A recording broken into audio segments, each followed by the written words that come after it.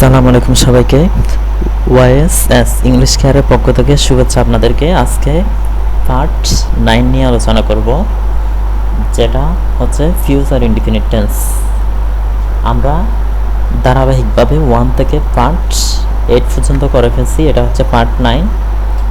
তো টেন্সের আর মাত্র 3টা পার্ট আছে, এই 3টা পার্ট করে ফেললে কিন্তু টেন্স শেষ। তো আজকের পার্টে আমরা ফিউচার ইনডিফিনিট টেন্স নিয়ে কথা বলবো। তো ফিউচার ইনডিফিনিট টেন্সে এই স্ট্রাকচার যেটা আছে এটা লাগবে। প্রথমে সাবজেক্ট প্লাস শ্যাল অথবা হচ্ছে উইল, এরপর বি1 অর্থাৎ ভার্বের প্রেজেন্ট ফর্ম, তারপর হচ্ছে এক্সটেনশন। তো আমি এখানে একটা সেন্টেন্স লিখছি, আই ইট রাইস। এই সেন্টেন্সটাকে আমরা ফিউচার ইনডিফিনিট টেন্স করব।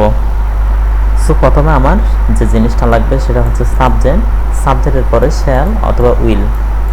তো আমরা এখানে লিখব প্রথমে সাবজেক্ট আই। এখন কথা হচ্ছে শ্যাল নিব নাকি উইল নিব। তো এটার জন্য আমি নিচে একটা শর্টকাট লিখে দিচ্ছি। আমরা আই অবলিক হচ্ছে উইল, এই দুইটার জন্য আমরা শ্যাল ইউজ করতে পারবো। বাকি ক্ষেত্রে উইল, চাইলে আই এবং উইল এগুলোর পরেও উইল ইউজ করা যাবে। এক কথায় উইল সবগুলোর পরে উইল ইউজ করা যাবে, চাইলে শ্যালটাকে ইউজ না করেও করা যাবে। সো আমি আয়ের পরে যেহেতু শ্যাল ইউজ করা যায়, আমি শ্যাল দিয়ে করে দেখাচ্ছি।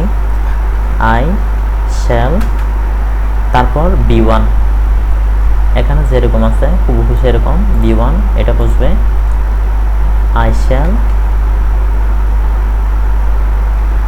Eat rice.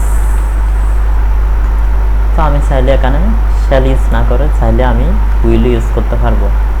আমি লিখে রাখলাম উইল।